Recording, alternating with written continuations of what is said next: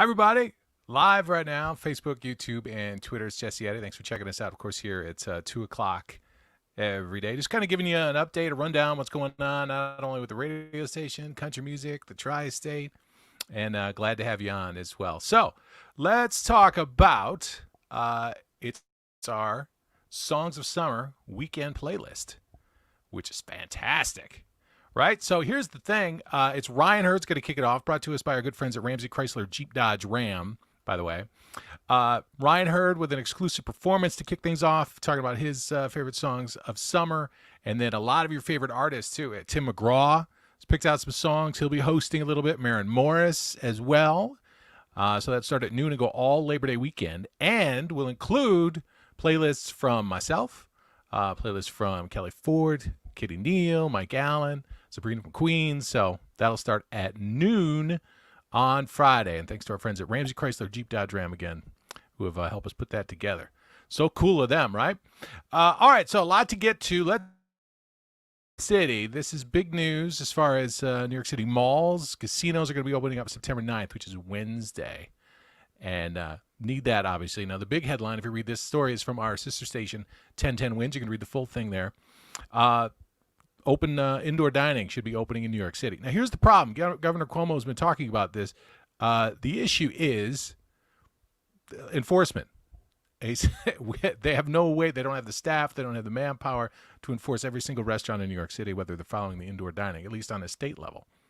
So until that happens, I mean, there we are, right? So that full story, as I said, on our sister station, 1010 Wins, if you want to read that entire thing. Let's see real quick who's in here. Obviously, we're here every day at 2 o'clock, and it's always fun. Our first comment of the day award goes to Mark, who says, hey, hey, hey. Hey, what's up, Mark? I know. Sometimes we got these different graphics going around. People are like, you're live? Yeah, we're live. Come on, man. All right, so now let's get to our celebrity health news, which is not fun to talk about. You probably have seen this breaking in a lot of places if you follow country music news, but unfortunately, our good friend, and this is Blanco Brown from Stars and Strings, a serious crash. Blanco Brown was involved in a head-on collision just close to where he lives in Atlanta. And he's okay in ICU. I say okay, but he's in ICU right now, and they had to do 12 hours of surgery. He's in ICU now, and more surgery expected. So that's really the details that we have at this point. I mean, Blanco Brown is just the sweetest guy you'll ever meet, super talented, and obviously took Stars and Strings and the energy to like another level, and it's part of why it was such a great success. So Blanco, and if Blanco's people are watching, we're just, pulling for it. But when you hear 12-hour surgery, there was a lot that happened in that car accident, so we're just hoping for the best for our good friend Blanco, all right? Man, hopefully you're just sitting there watching this right now on Facebook. You're just scrolling through, and it's not even a big deal, right? Let's talk about now also Dwayne "The Rock" Johnson, who's like one of my favorite guys on the planet Earth. Dwayne Johnson, entire family got COVID-19. They are recovering now. But according to The Rock, he says, his two daughters just had a sore throat, but a different story for he and his wife. And they're pretty sure it happened when they had a close family friend came over who was also being very careful and trying not to get sick. So he says, just you underestimate the COVID-19. Sometimes some people do. I know we take it very seriously here in the tri-state for sure. So that full story at New York's Country, 947.com. Now let's talk about Maren Morris, who was on with Katie Neal on radio.com yesterday. If you want to watch that full interview, you can do that. Also, the performances as well. But let's check out a little bit of Katie talking to Maren Morris. I thought this was so interesting about what Maren misses, with the pandemic and everything that's been going on. We'll check some of this out right now. Being postponed right now. I know that fans are missing you and seeing you on stage, and I'm sure that you're missing them so much. And when things are finally safe and we can get back out and go to shows, is there one song that sticks out in your head that you're like, I cannot wait to get on stage and just sing the hell out of that song? Definitely RSVP, just because that's always a fun one live. And then I think, because the Bones hit #1 and kind of became big during the pandemic, I haven't gotten to receive that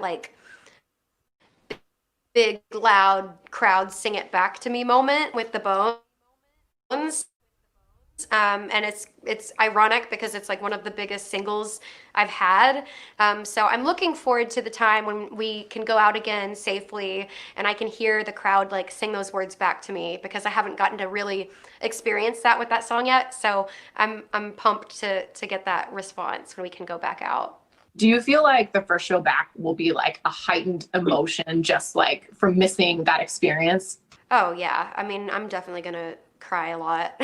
Just I feel like even being at a show, I will cry. yeah, I mean, I hope we all do. I think we should be like thankful and kissing the ground that live music walks on, because we never realized how precious it really was when we had it. And I think when we come back, fans and artists and bands and crew people, everyone, people that work at the venue, everyone's going to be just so gracious and grateful that they can do this for a living. And I think that the kind of spiritual element of standing in a room full of strangers, connecting to the same thing for an hour or two, that is like sorely missed this year. And I know we'll appreciate it when we come back, but it sucks because it's like what we need right now so much is like the unity of music and what live shows bring, and we can't.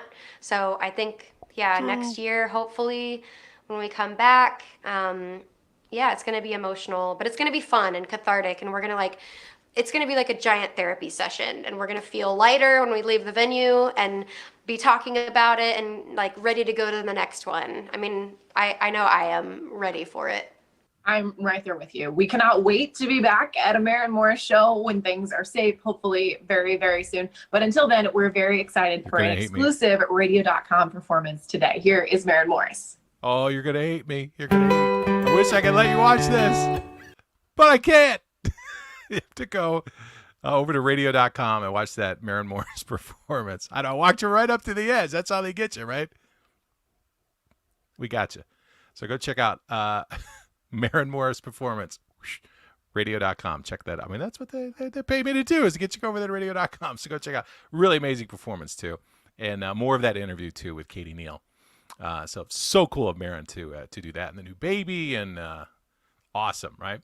I'm going to jump on the radio a little bit, but keep in mind at 3:45, he's got a brand new album coming out tomorrow. It's Hardy who will be on with us at 3:45 on the radio. And there's a song, actually, he played Gramercy in, October? Had like a lot to drink. Ended up writing a song about what happened that night, and we'll discuss that too. So that's coming up at 3:45 with Hardy on New York's Country 94.7. Thanks, everybody that's been jumping on. Tomorrow, special programming, so to speak, at noon with Ryan Hurd. So Ryan's going to be kicking off our big Songs of the Summer playlist weekend, and we can't wait for that as well. And Tim McGraw and Maren Morris, if you just got that little bit of Maren Morris, she's going to be hosting on the radio too. All right, we'll talk to you tomorrow. Thanks, everybody.